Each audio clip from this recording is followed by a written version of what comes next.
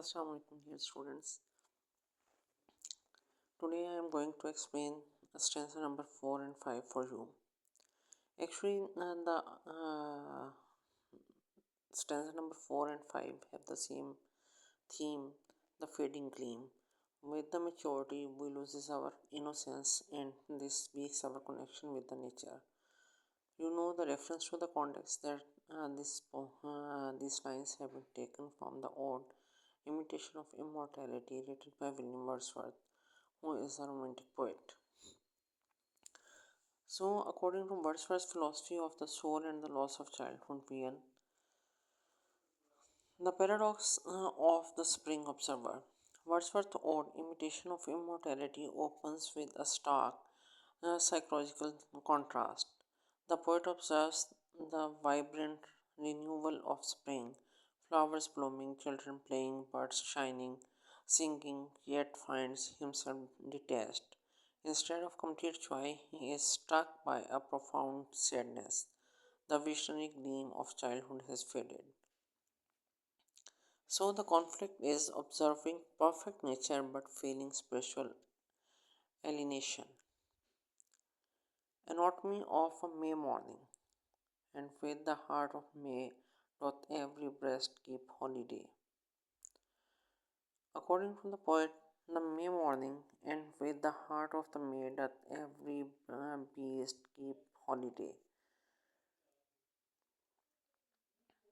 The babe vulnerability, the babe leaps up on his mother's arm. Pure, instinctive, unburdened happiness. We can compare it with Blake's The Chimney Sweeper. Then the shepherd boy. It shows innocence. Thou child of joy, shout round me. Children experience the world with pure spiritual clarity. We can compare this with Blake's The Lamb. The flowers, harmony. Children are culling on every side fresh flowers, a symbol of the natural connection between youth and earth. Same theme is addressed in the prelude by Wordsworth. The animals, instinctive joy. Bees keep holiday represent life celebrating naturality without human worry. Wordsworth's lines written in early spring. The invisible barrier of adulthood. So, nature's joy and the poet. What is the barrier? The invisible barrier. A blessed creature, I heard the call. I hear, with joy I hear. The insight. The poet physically heard the joyful sound of the nature everywhere, but the repetition in the text betrays a mixture of joy and sadness.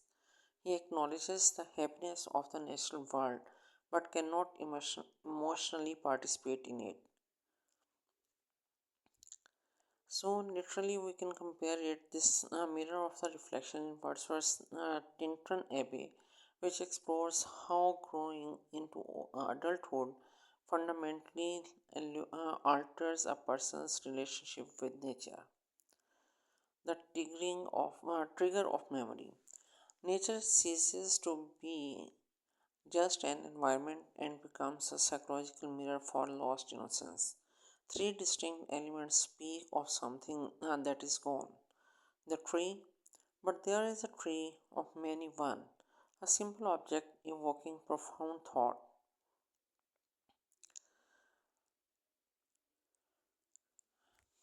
The same theme Wordsworth has also expressed in his poem Solitary Reaper. The field, a single field which I have looked upon. Places from childhood carrying heavy emotional significance. Same idea we can find in the melancholy of past memories in Gray's Elegy. The Pansy. The pansy at my feet doth the same tale repeat. In Victorian flower symbolizes the pansy represents thought and remembrance. The disappearance of a dream. Whither is fled the visionary gleam? Where is it now, the glory and the dream? The poet directly mourns the loss of the childhood's wonder and imagination. The romantic belief detects that as human age, they gain earthly knowledge but suffer a severe spiritual loss. Literary parallel John Keats in Ode to Nightingale similarly mourns the loss of the imaginative escape and the heavy burden of the mortal consciousness. So the contrast is childhood has spiritual clarity, wonder, and visionary gleam, while the adulthood has earthly knowledge, alienation, and spiritual loss. So the poet diagnoses what is the diagnostic? The two states of being. Childhood possesses a visionary gleam. Adulthood relies on memory rather than direct vision. Spiritually closer to God and divine. Childhood. Adulthood burdened by knowledge and moral consciousness. Childhood experience pure interactive joy. Adulthood separated from nature by an invisible psychological barrier. Childhood exists in the seamless harmony with the natural world. Adulthood defined by the melancholy and the awareness of loss. The forgetting of birth. Our birth is but a sleep and a forgetting. To explain why the visionary gleam fades, Wordsworth shifts from earthly nature observations to cosmic philosophy. He, he, asserts, he asserts that human life is gradual forgetting of spiritual truth. The soul does not originate on earth, it existed in divine realm before birth. The physical act of being born into a human body causes a profound um, regret regarding this divine origin. Plato's theory of recollection. This philosophy directly echoes Plato's theory of recollection, the idea that all human beings and spiritual perception on earth is actually just the soul remembering the divine realm it left it behind. The divine realm hath had elsewhere its setting and cometh from after.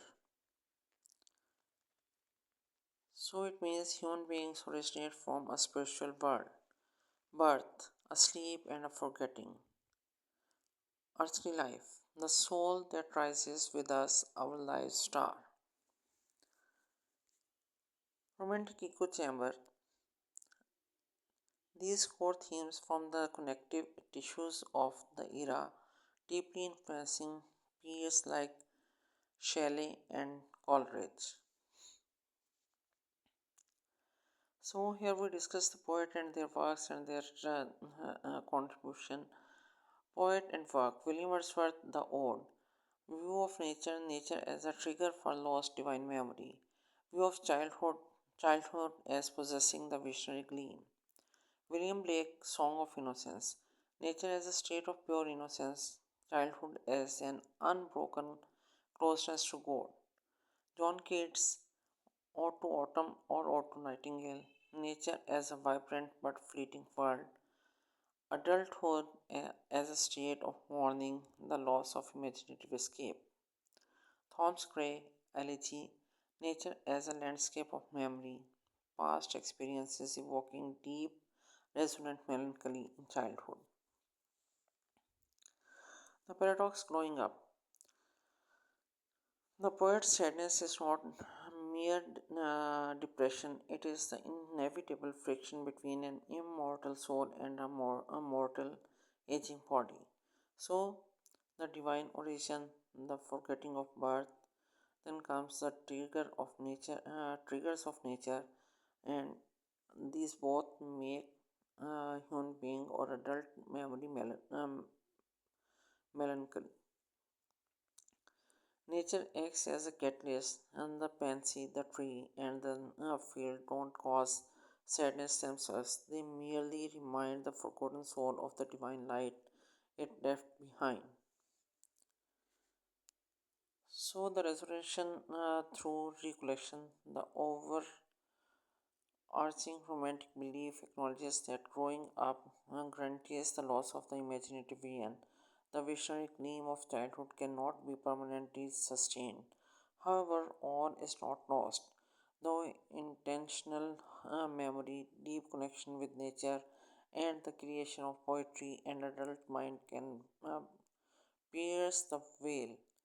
Art and memory act as tools to partially restore and reconnect with the soul's lost divine light.